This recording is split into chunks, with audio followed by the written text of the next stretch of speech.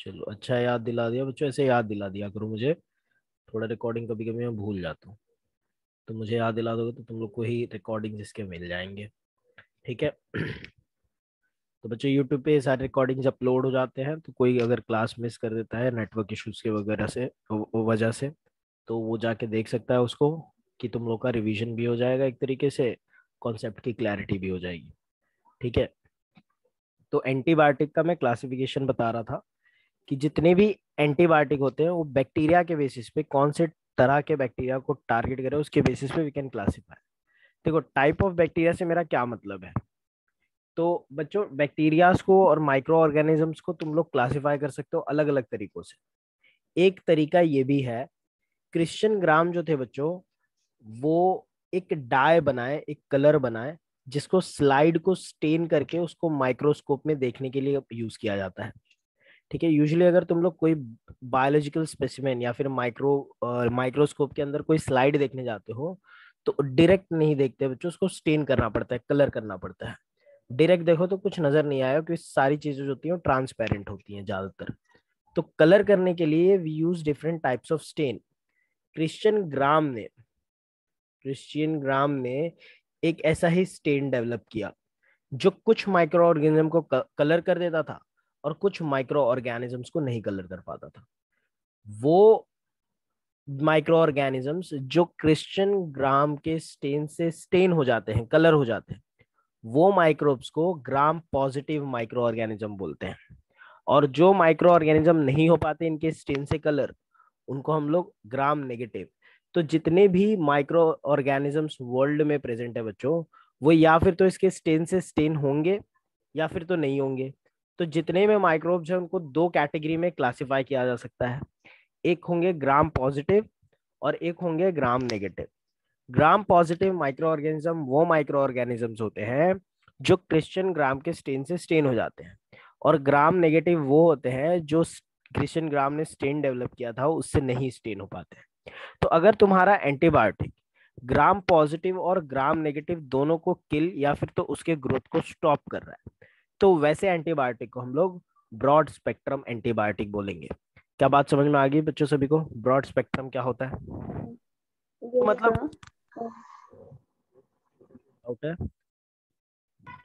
Sir बोलो। Sir उस device का नाम क्या है? स्टेन।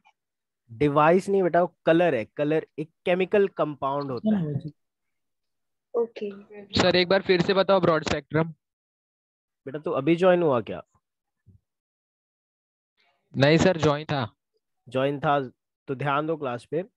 जितने भी माइक्रो ऑर्गेनिज्म इस वर्ल्ड में हैं, वो क्रिश्चियन ग्राम से स्टेन हो सकते हैं, नहीं तो नहीं हो सकते हैं। जो स्टेन हो जाएंगे उसको ग्राम पॉजिटिव बोलेंगे, और जो नहीं स्टेन हो पाएंगे उसको ग्राम नेगेटिव।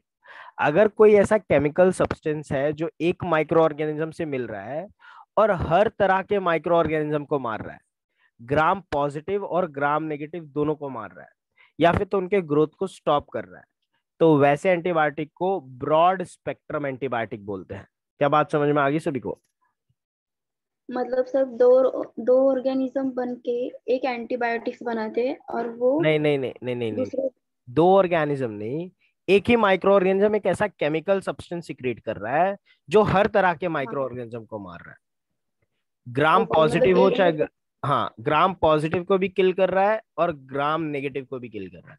मतलब इसका रेंज जो है बहुत वाइड रेंज है, बहुत सारे माइक्रो ऑर्गेनिज्म को, हर तरह के ऑलमोस्ट माइक्रो ऑर्गेनिज्म को किल कर रहा है। तो वैसे एंटीबायोटिक को हम लोग ब्रॉड स्पेक्ट्रम, ब्रॉड मतलब वाइड रेंज, ठीक है, ब्रॉड स्पेक्ट्रम एंटीबायोटिक बोलते हैं। यस बोलो, अब किसी को कुछ डाउट है इसमें? No yes. सर। यस बेटा, जिसका डाउट था जिसके लिए रिपीट किया उसको समझ में आ गया? यस सर, समझ गया सर। Yes very good. चलो, तो उसी तरह से अब समझते हैं नैरो स्पेक्ट्रम क्या होता है। नैरो स्पेक्ट्रम एंटीबायोटिक वो एंटीबायोटिक होते हैं जो या फिर तो ग्राम पॉजिटिव को किल करेंगे या फिर तो ग्राम नेगेटिव। ठीक है। ग्राम पॉजिटिव नहीं तो ग्राम नेगेटिव, कोई एक ग्रुप को टारगेट करेंगे, दोनों को नहीं मारेंगे।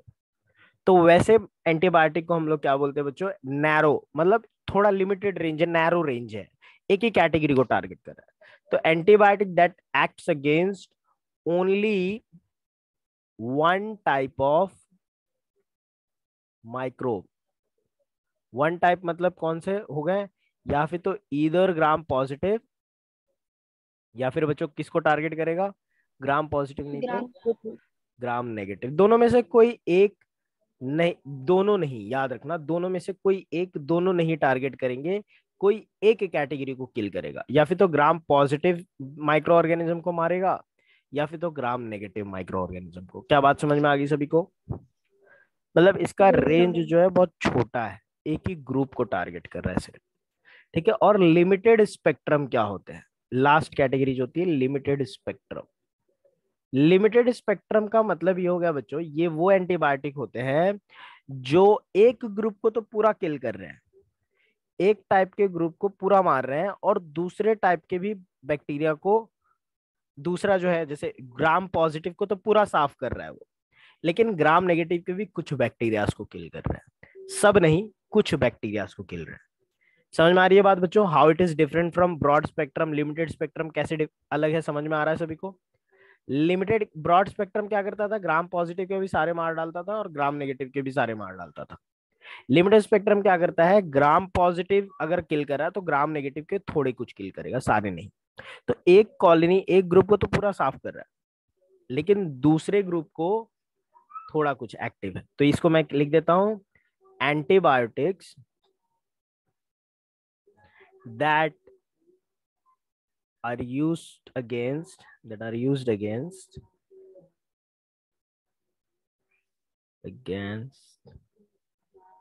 microbe of one group, but also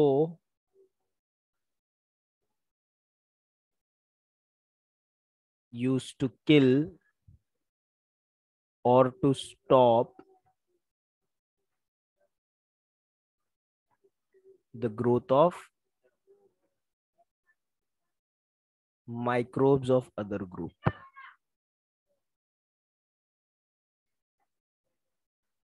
क्या समझ में आई बात बच्चों सभी को? एक ग्रुप के माइक्रोब को तो पूरा मारेगा, लेकिन दूसरे ग्रुप के भी माइक्रो ऑर्गेनिज्म या फिर तो किल करेगा, या फिर तो उसके ग्रोथ को स्टॉप कर देगा, दूसरे ग्रुप वाले को भी। क्या बात समझ में आ गई?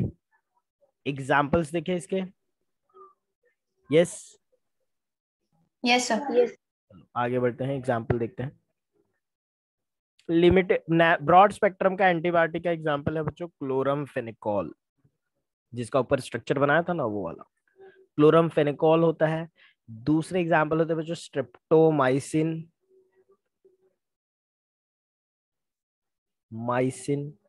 इसके बाद हो जाता है बच्चों अराइथ्रोमाइसिन, एक और एग्जाम्पल आ जाता है यहाँ पे माइसिन। इधर पे देखोगे नैरो स्पेक्ट्रम के एग्जाम्पल के, तो पेनिसिलिन बहुत अच्छा एग्जाम्पल है, पेनिसिलिन। ठीक, सारे तरह के पेनिसिलिन आ जाते हैं यहाँ पे। यहाँ पे आ जाते हैं बच्चों एम्पीसिलिन, अमोक्सिसिलिन।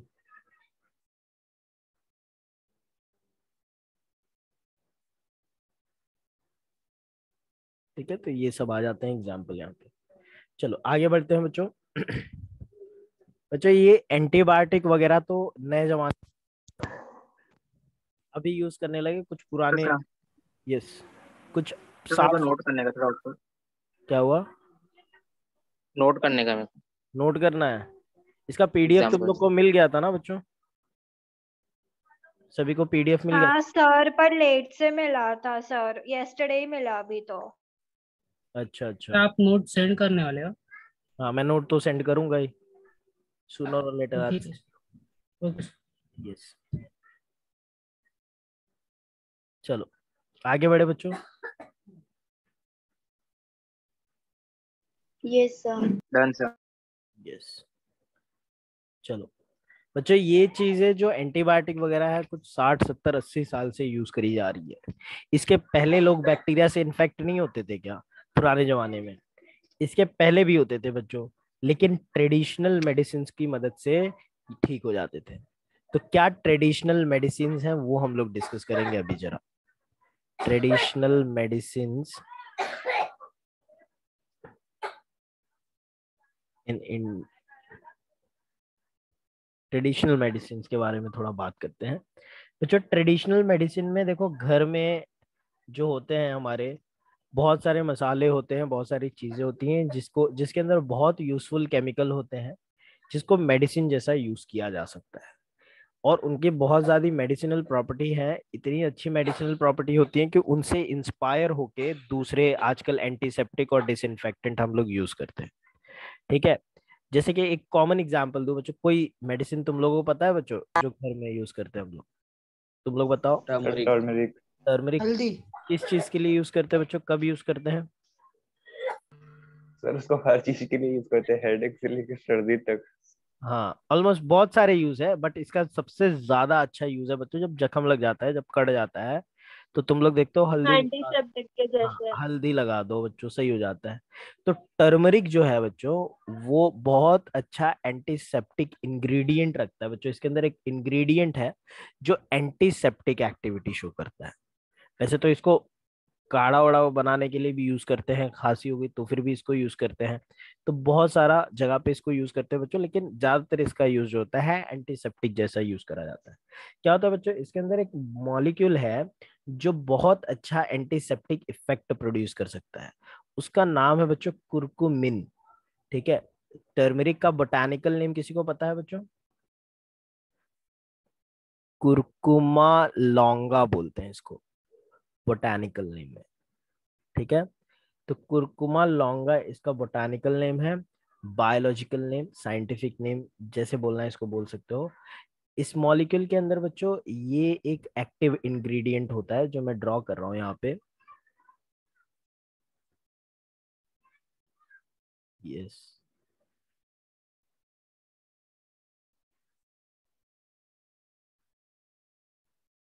और सेम वैसा ही रिंग यहाँ पे भी। एक मिनट,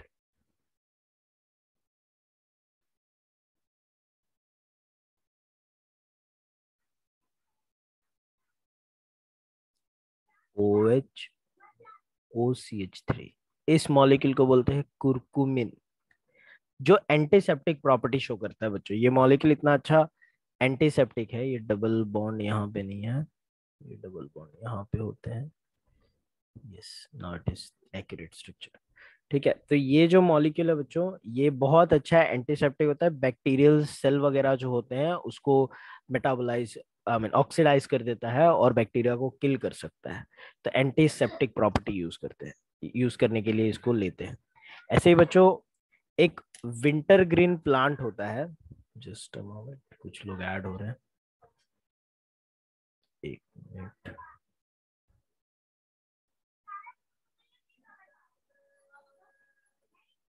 चलो, विंटर ग्रीन करके एक प्लांट होता है, इसको हिंदी में गंधापूरा का पेड़ बोलते हैं बच्चों। कभी सुना है इसका नाम सभी ने?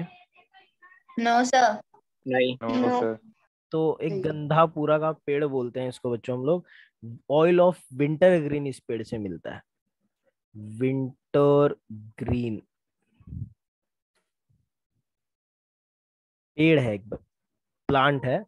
ज्यादातर ये इंडिया में नहीं होता बच्चों, यूएस वगैरह साइड में ज्यादा होता है।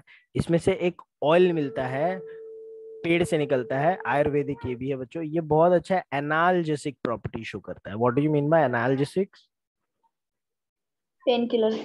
पेन किलर्स जिसको बोला जाता है, आम इंसान की भाषा में इसको पेन किलर बोला जाता है। ये जो एनाल्जेसिक होता है बच्चों, ये जो ऑयल ऑफ विंटर ग्रीन होता है उसमें ये चीज होती है जिस वजह से पेन रिलीफ होता है।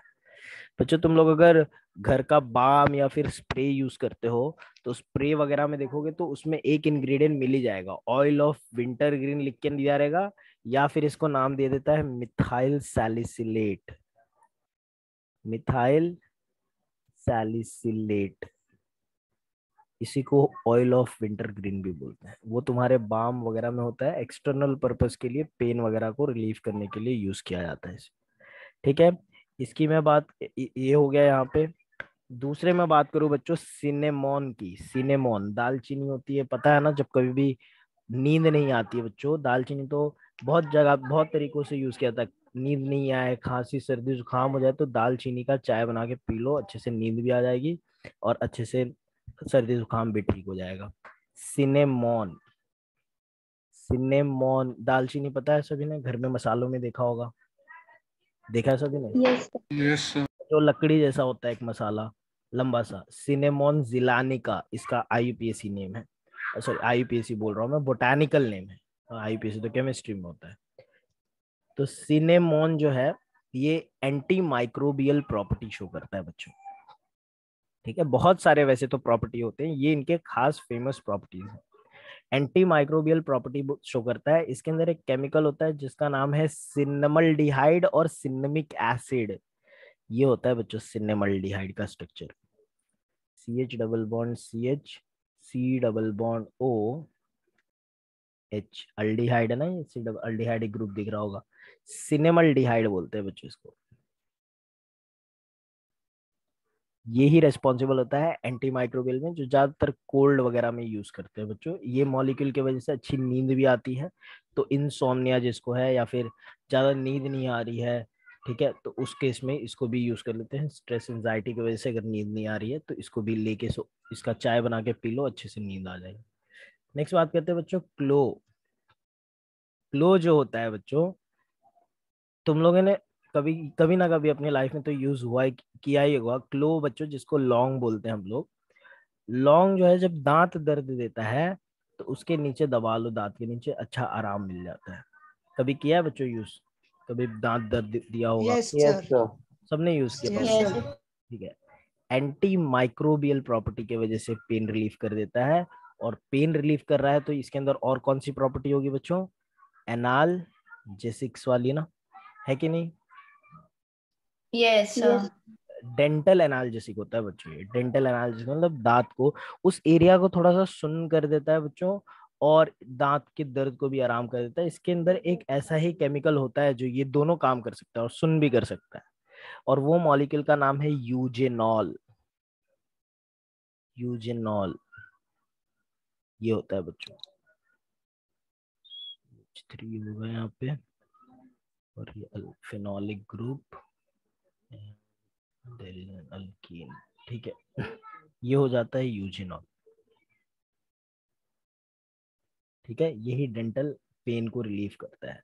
इसके अलावा बच्चों जितने भी सिट्रस फ्रूट होते हैं, खट्टे फ्रूट होते हैं, सिट्रस फ्रूट्स, उनको अगर तुम लोग ज्यादा खाते हो तो अपनी उम्र से, अभी तो तुम लोग की कोई उम्र नहीं हुई है, लेकिन जब एज हो जाती है, जब 25 पार हो जाता है बच्चों, तो उसको खाना चाहिए रेगुलरली, कि थोड़ा स्किन जो होता है यंग दिखता है इनको खाने से, ठीक है। एंटीऑक्सीडेंट जो होता है उसको खाने से थोड़ा यंग दिखते हैं, because antioxidant have anti ageing properties. तो अगर तुम लोग एंटीऑक्सीडेंट का कंटेंट बॉडी में ज्यादा रहेगा तो सेल जो होते हैं वो नए और न्यू फील करते हैं, यंग फील करते हैं, अच्छी मेटाबॉलिज्म वगैरह दिखाते हैं, और इस वजह से स्किन वगैरह भी यंग रहता है। इसके अंदर बच्चों एक कंपाउंड होता है जो ये काम करने का, यंग रखने का काम करता है। ऑल्सो बॉडी में कैंसर वगैरह होने के टेंडेंसीज जो है वो कम हो जाती हैं। ये कंपाउंड का नाम है विटामिन सी।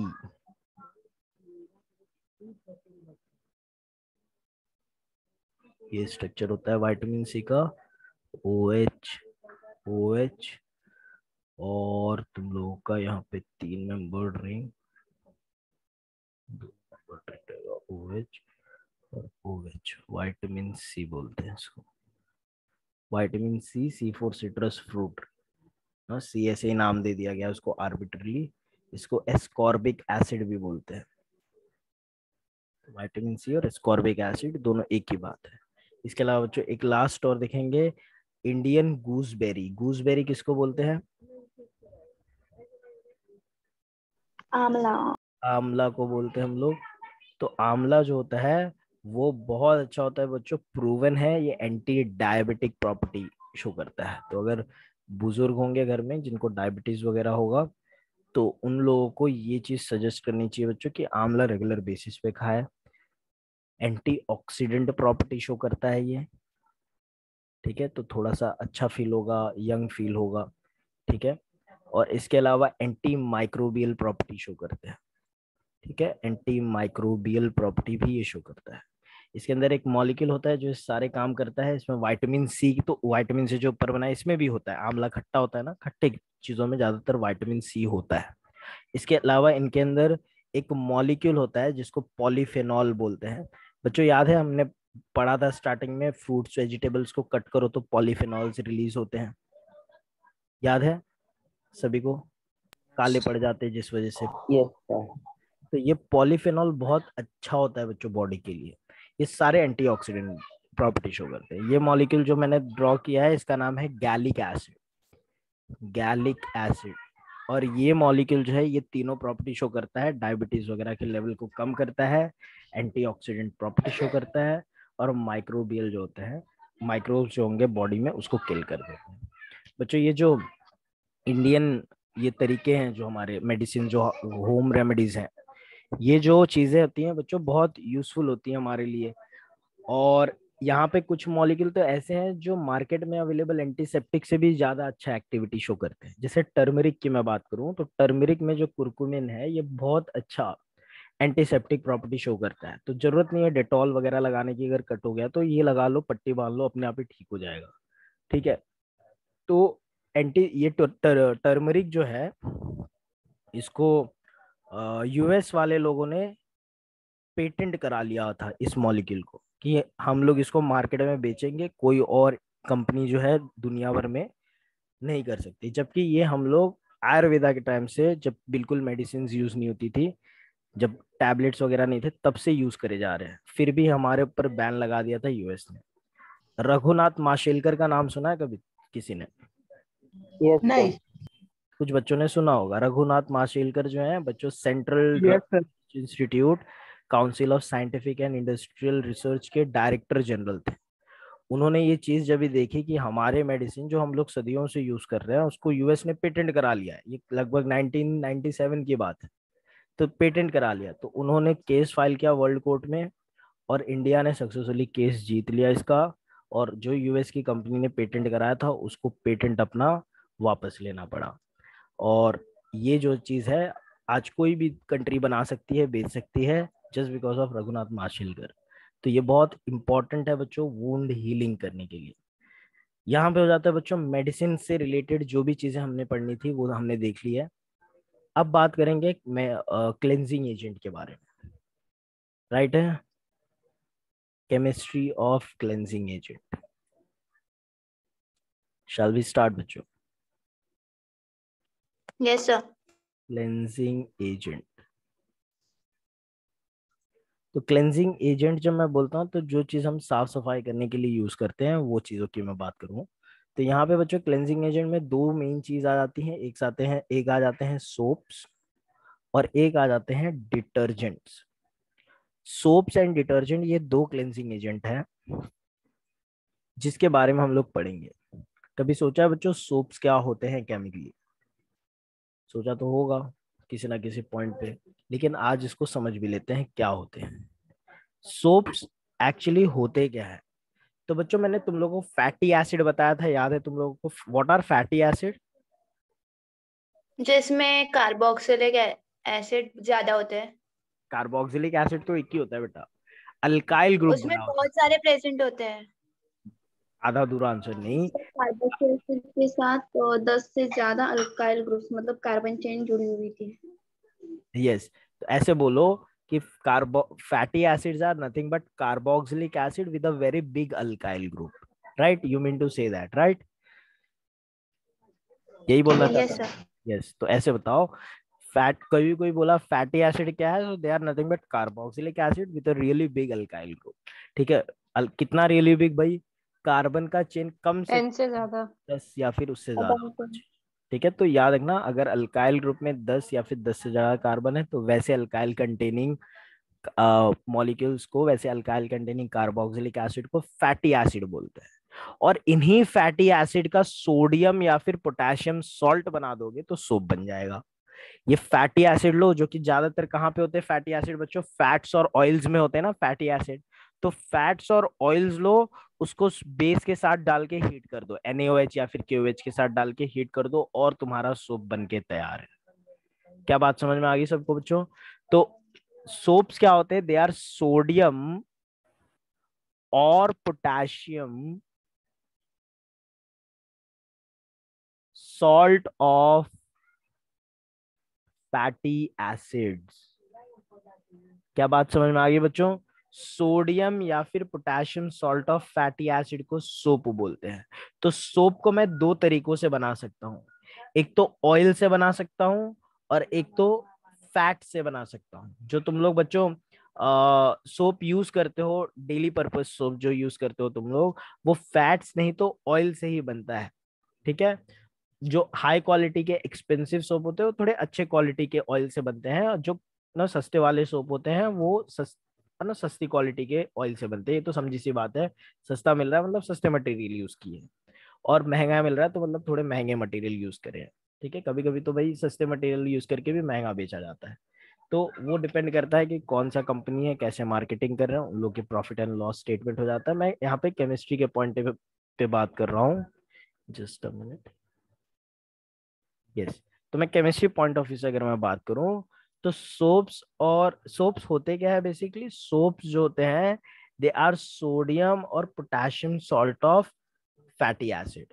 ठीक है, लॉन्ग चेन कार्बोक्सिलिक एसिड बोलो चाहे लॉन्ग चेन फैटी एसिड बोलो, एक ही बात है। ठीक है, तो ये चीज जो आती है बच्चों, पहले तो मैं इसका प्रिपरेशन बताता हूँ यूजिंग ऑयल्स।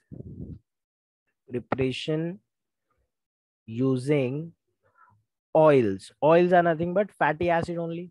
ठीक है, तो जब तुम लोग ऑयल्स यूज करोगे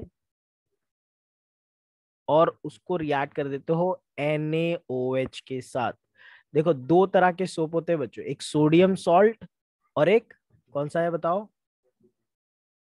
potassium salt. Potassium salt. Potassium. Sodium salt of fatty acid वो भी एक सोप है, और potassium salt of fatty acid वो भी एक सोप है।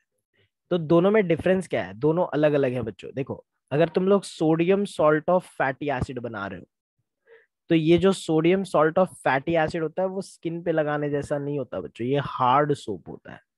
हार्ड सोप, तो इसको कहाँ पे यूज करते हैं हम लोग? कपड़े धोने के लिए, लॉन्ड्री पर्पस के लिए यूज करते हैं। लॉन्ड्री सोप बोलूंगा इसको मैं। ठीक है, हार्ड सोप जो होते हैं कपड़े वगैरह धोना हो तो इसको यूज किया जा सकता है। क्या हो रहा है रिएक्शन में, समझ में आ रही है बात बच्चों सभी को? ये ये H दिख रहा है तुम लोगों को, ये H, इसके OH के साथ H2O बन के निकल गया, और ये जो O है इस सोडियम के साथ इलेक्ट्रोस्टैटिक फोर्स ऑफ अट्रैक्शन के थ्रू जुड़ गया है, और ये कंपाउंड क्या बन गया अपना? Sodium salt of fatty acid. है कि नहीं? क्या बात समझ में आ रही है सभी को? बोलो।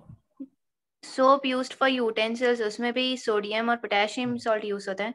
नहीं नहीं नहीं, यूटेंसिल्स के लिए हम वो यूज नहीं करते। यूटेंसिल्स के लिए जो डिश वॉश के लिए यूज करते हो ना, वही बोल रहे हो ना तुम? Yes sir. उसमें हम लोग डिटर्जेंट यूज करते हैं बेटा, डिटर्जेंट यूज किया जाता है वहां पे, सोप्स नहीं यूज करते हम लोग। ठीक है, ओके सर।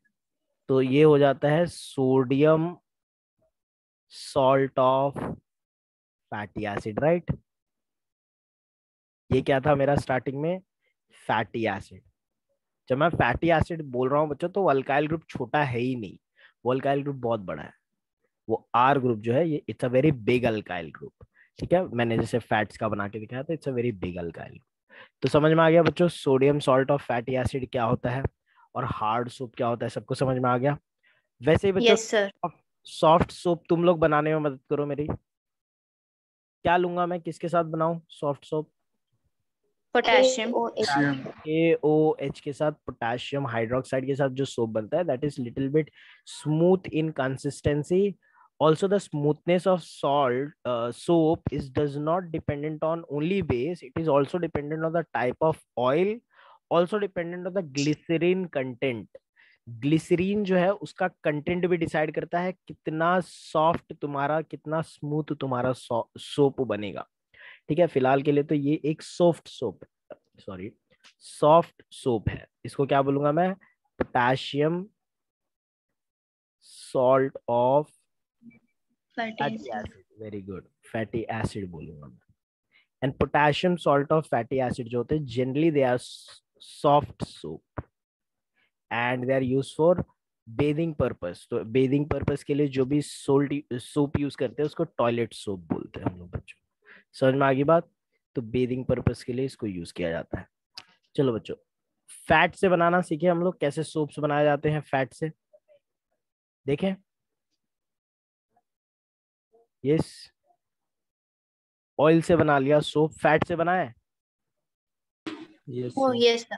ठीक है बच्चों, रीजॉइन करो तो बनाते हैं। फैट से सेम लिंक पे सारे बच्चों को रीजॉइन करना है, तो हम लोग फैट से सोप बनाएंगे। चलो रीजॉइन करो फटाफट।